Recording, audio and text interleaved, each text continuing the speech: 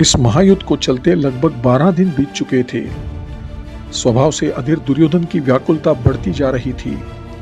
वह बार बार द्रोणाचार्य से पांडवों को पराजित करके युद्ध समाप्त करने पर बल देने लगा। उसके इस प्रकार के दुराग्रही और हठी व्यवहार से द्रोण चिढ़ गए। उन्होंने कहा, तुम बच्चों की तरह हठ मत किया करो दुर्योधन। मैं अपनी ओर से हर संभव प्रयास कर रहा हूं। पांडवों को पराजित करना कोई हंसी खेल नहीं है। क्षमा करें गुरुदेव, दुर्योधन ने अपनी खीज छिपाते हुए कहा, किंतु यदि जल्द ही पांडवों को समाप्त नहीं किया गया तो हमारी पराजय होने में अधिक समय नहीं लगेगा। मैं जानता हूं, द्रोणाचार्य ने कहा, आज मैं एक चक्रव्यूह की रचना करने जा रहा हूं। इसे अर्जुन के अतिरिक्त कोई नहीं भेद सकता। यदि तुम अर्जुन को किसी तरह चालाकी से यहाँ से दूर ले जा सको तो उसकी अनुपस्थिति में मेरा बनाया हुआ चक्रव्यूह पांडवों के लिए मृत्यु का द्वार बन जाएगा। उत्तम आचार्य, दुर्योधन का चेहरा प्रसन्नता से खिल उठा। यह तो बहुत शानदार योजना है। मैं अभी संशप्तकों से कहता हूँ कि वे सब मिलकर अर्जुन को युद्ध के लिए ललकारे और इस बहाने से उसे दक्षिण दिशा की ओर ले जाए। उसके चले जाने के बाद आप व्यूह रचना आरंभ कर दीजिए। योजना के अनुसार दुर्योधन के कहने पर संशप्तकों ने अर्जुन को युद्ध के लिए ललकारा, जिसे सुनकर अर्जुन को उनके साथ युद्ध के लिए जाना पड़ा। वे धीरे धीरे अर्जुन को दक्षिण दिशा में रणभूमि से दूर ले गए। द्रोण ने उधर कुरुक्षेत्र में व्यूह रचना आरंभ कर दी। इधर पांडवों के खेमे में द्रोण के बनाए चक्रव्यूह को देखकर खलबली मच गई। मेरे माथे पर जिस घटना के कारण कलंक का टीका लगा, उसका आरंभ भी द्रोण द्वारा रचित इसी चक्रव्यूह से हुआ था। अब क्या होगा? व्यूह को देखकर भीम ने चिंतित स्वर में युधिष्ठिर से पूछा। आचार्य, द्रोण के बनाए इस व्यूह को भेदना केवल अर्जुन को आता है और वह संशप्तकों से युद्ध करता हुआ यहाँ से बहुत दूर चला गया है। द्रोण का व्यूह हमारी सेना को निगलता हुआ तेजी से आगे बढ़ रहा है और अगर इसे तोड़ा नहीं गया तो अर्जुन के आने तक हम सब इसमें समाकर काल का ग्रास बन जाएंगे। मैं भी इस बात से व्याकुल हूं भीम, युधिष्ठिर ने कहा। अर्जुन की अनुपस्थिति में आखिर इस व्यूह को कौन तोड़ेगा? मैं तोड़ूंगा इस व्यूह को। एक युवा स्वर कानों में गूंजा तो सभी ने मुड़कर देखा। यह अर्जुन के 17 वर्षीय पुत्र अभिमन्यु की आवाज थी। तुम? भीम ने कहा। वत्स अभिमन्यु, तुम इस चक्रव्यूह को कैसे तोड़ोगे? तुम्हारे पिता अर्जुन के अतिरिक्त कोई इसे भेदना नहीं जानता। आप ठीक कह रहे हैं तातश्री, अभिमन्यु ने मुस्कुराते हुए कहा। परंतु जब मैं अपनी माँ के गर्भ में था तो एक दिन पिताजी माँ को चक्रव्यूह भेदन का तरीका समझा रहे थे। मैंने वह तकनीक उसी समय अपनी माँ के गर्भ में ही सीख ली थी। शाबाश पुत्र, युधिष्ठिर ने प्रसन्नतापूर्वक कहा। अब हमें चिंता करने की कोई आवश्यकता नहीं। किंतु एक समस्या है, अभिमन्यु ने कुछ संकोच से कहा।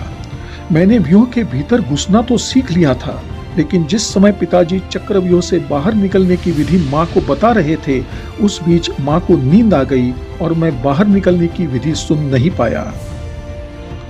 ओह, युधिष्ठिर के माथे पर चिंता की लकीरें फिर उभर आई। यह तो सचमुच चिंता की बात है। परंतु तुम घबराओ मत अभिमन्यु। तुम जैसे ही चक्रव्यूह को भेदकर इसके भीतर घुसोगे, हम लोग भी तुम्हारे पीछे पीछे अंदर आ जाएंगे और फिर तुम अकेले नहीं रहोगे। भीतर घुसने के बाद हम सब मिलकर आसानी से इस व्यूह को छिन्न भिन्न कर देंगे। योजना के अनुसार वीर अभिमन्यु द्रोण के बनाए चक्रव्यूह के सामने आ खड़ा हुआ और शेष पांडव एवं अन्य वीर योद्धा भी उसका साथ देने के लिए उसके पीछे पीछे चल पड़े। कुछ ही देर में अभिमन्यु ने अपने पिता से सीखे कौशल की सहायता से व्यूह का द्वार तोड़ दिया और उसे भेदता हुआ भीतर प्रवेश कर गया। शेष चारों पांडव और अन्य योद्धा भी अभिमन्यु के पीछे व्यूह के अंदर घुसने ही वाले थे कि उससे पहले ही सिंधुराज जयद्रथ ने फुर्ती से अपने सैनिकों की सहायता से व्यूह का मार्ग बंद कर दिया। चक्रव्यूह का मार्ग बंद होने से अभिमन्यु के अतिरिक्त कोई भी पांडव योद्धा चक्रव्यूह में प्रवेश नहीं कर सका। शत्रु द्वारा व्यूह भेदने के प्रयास को विफल करने हेतु मेरे साथ व्यूह के भीतर कर्ण, द्रोणाचार्य, कृपाचार्य, बृहद्वल और कृतवर्मा भी खड़े थे।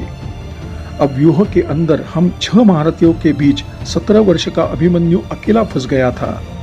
इसके बाद जो कुछ हुआ, मैं आज भी उस दृश्य की कल्पना करता हूँ तो मेरा मन घृणा और ग्लानि से सिहर उठता है। अभिमन्यु भीतर अकेला था, लेकिन उसने हिम्मत नहीं हारी। वह अपने पिता अर्जुन की भांति अत्यंत पराक्रमी था और वह साहसपूर्वक अकेला लड़ता रहा। जिस तरह निर्जन वन में व्याध की टोली से घिरा मृगछौना तेज दौड़ने और कुलांचे भरने के बाद भी कुछ ही देर में निढाल हो जाता है, उसी तरह छह महायोद्धाओं से अकेले लड़ते लड़ते वीर अभिमन्यु भी शीघ्र ही थक गया। उसका तन हमारे बाणों और तलवारों के प्रहार से छलनी हो गया था। वह लड़खड़ाता हुआ जमीन पर गिर पड़ा। उसके कंधों, बाहों और मुंह से खून बह रहा था। 3 बाण उसकी दाई जांघ को चीरकर पार निकल गए थे, जिसके कारण उसके लिए उठना मुश्किल था। तभी कृतवर्मा ने पीछे से उसकी पीठ पर तलवार से वार किया। अभिमन्यु के शरीर से रक्त का फुव्वारा फूट पड़ा। कायरो, अभिमन्यु ने दर्द से चिल्लाते हुए कहा, यदि साहस है तो सामने से वार करो। इतना सुनते ही कौरव सेना के हम 6 महारथियों ने अकेले और निहत्थे अभिमन्यु को घेर लिया। इसके बाद एक एक करके सबने उस बालक पर तलवारों से प्रहार किया। उसका युवा तन क्षत विक्षत हो गया था। उसके शरीर से रक्त बहुत तेजी से बह रहा था।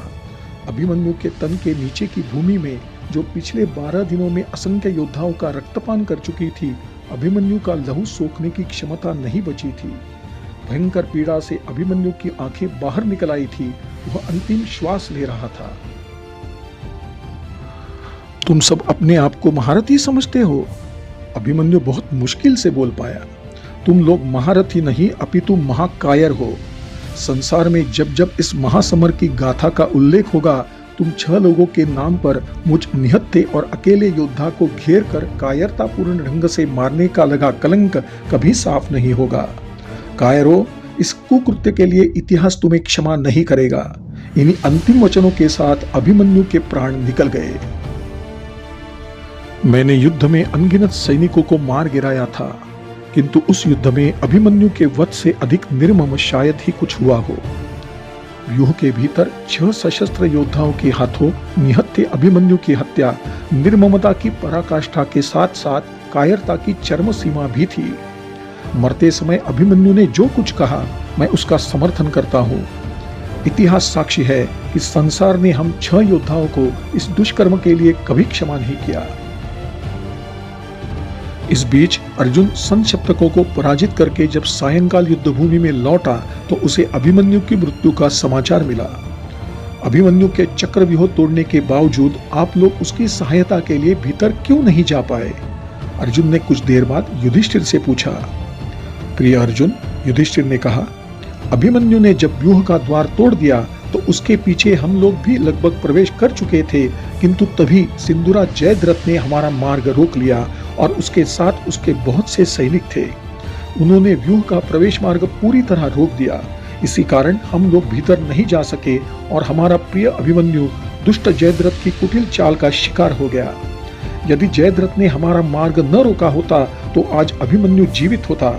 इतना कहते ही युधिष्ठिर की आंखें शोक से नम हो गई। अर्जुन ने जब अपने वीर पुत्र की कायरतापूर्ण ढंग से की गई हत्या की बात सुनी तो क्रोध से उसका तन आंधी में सूखे पत्ते की तरह कांपने लगा। उसके नथुने फूल गए और बाहें फड़कने लगी। सहसा अर्जुन के अश्रुपूरित नेत्रों में क्रोध की लालिमा उभर आई।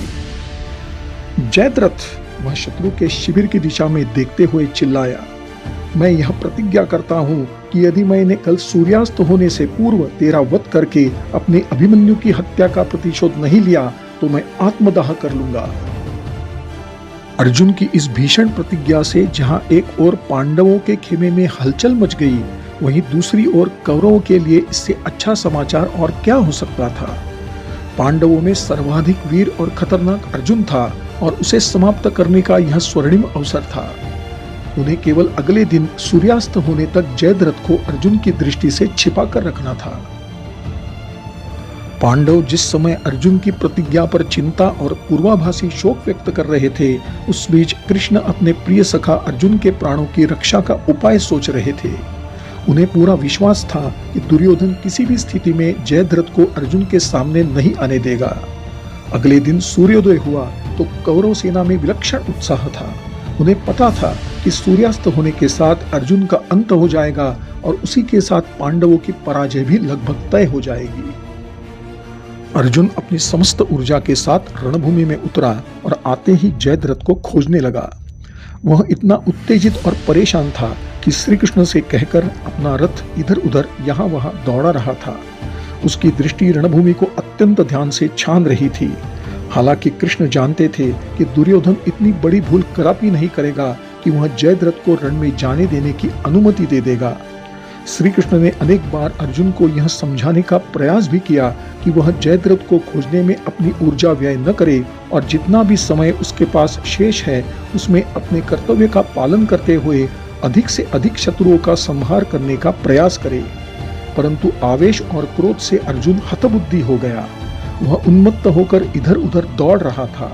अर्जुन का रथ रणभूमि में इतनी तेज गति से घूम रहा था कि रथ के निकल जाने के बाद सिर्फ रथ के पहियों से उड़ी धूल ही दिखाई देती थी।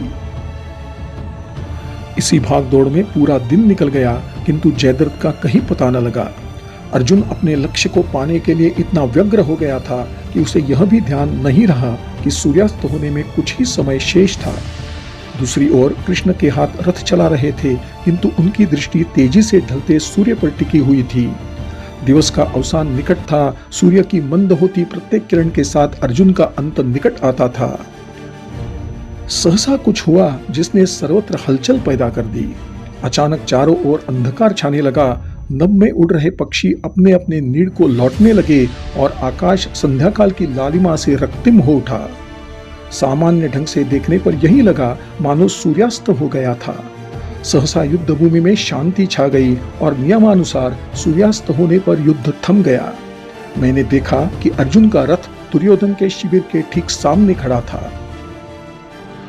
इसी बीच जयद्रथ खुशी से उछलता हुआ दुर्योधन के शिविर से बाहर आया और हंसते हुए बोला, अर्जुन देखो, सूर्यास्त हो गया और तुम मुझे मार पाने में असफल रहे। मुझे दुख है कि तुम्हारा यह सखा कृष्ण भी मुझे खोज पाने में असफल रहा। अब रथ से नीचे उतर आओ और आत्मदाह करके अपनी प्रतिज्ञा पूर्ण करो।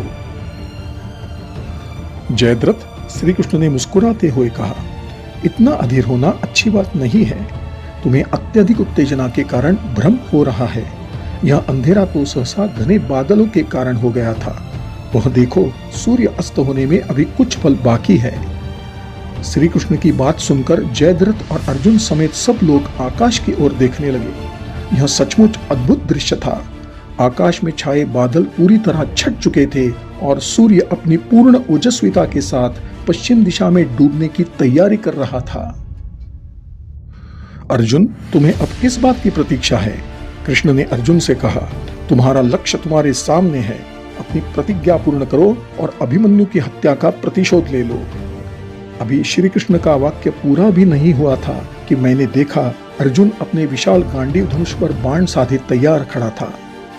कृष्ण ने अर्जुन को फिर टोका, एक बात का ध्यान रखना, जयद्रथ के पिता वृद्धक्षत्र ने यह भविष्यवाणी की हुई है कि जो व्यक्ति उसके पुत्र जयद्रथ का सिर काटकर पृथ्वी पर गिराएगा, उसके अपने सिर के 100 टुकड़े हो जाएंगे। इसलिए तुम अपने बाण को इस तरह चलाओ कि जयद्रथ का सिर कटकर उसी के पिता की गोद में गिर जाए। उसके पिता वृद्धक्षत्र इस समय संध्यावंदन में लीन है। जल्दी करो पार्थ, सूर्यास्त होने को है। श्री कृष्ण की बात सुनते ही अर्जुन ने धनुष की डोर खींची और फिर पूरी शक्ति से उसे छोड़ दिया। अर्जुन का बाण विद्युत गति से उड़ा और अगले ही पल जयद्रथ का सिर उसके धड़ से अलग हो गया। अर्जुन ने अपना बाण कृष्ण की चेतावनी को ध्यान में रखते हुए चलाया था। इस कारण जयद्रथ का कटा सिर हवा में उड़ता हुआ उसके पिता वृद्धक्षत्र की गोद में जाकर गिरा। अपनी गोद में अपने पुत्र का कटा सिर देखकर वृद्धक्षत्र उठ खड़े हुए और इससे जयद्रथ का सिर उनकी गोद से लुढ़ककर धरती पर गिर गया। सिर के नीचे गिरते ही अपनी ही भविष्यवाणी के चलते वृद्धक्षत्र के सिर के 100 टुकड़े हो गए। श्री कृष्ण जानते थे कि युद्ध के नियमों से चलते हुए तथा दैवी माया का उपयोग किए बिना अर्जुन के प्राणों की रक्षा करना संभव नहीं था। वह महायुद्ध जो पांडवों द्वारा धर्म की रक्षा हेतु आरंभ हुआ था, अब धीरे धीरे छल कपट के मार्ग से विजय की ओर अग्रसर हो रहा था।